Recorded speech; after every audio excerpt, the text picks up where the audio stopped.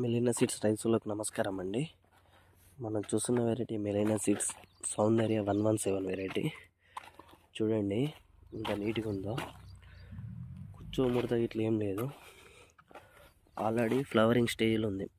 చూడండి మంచి ఫ్లవరింగ్ ఉంది. ఎక్సలెంట్ అంటే ఎక్సలెంట్ ఉందండి వెరైటీ. Virus tolerance variety. కూర్చో ముడత ఇట్లా ఏం లేదు, నీట్గా ఉంది చేను.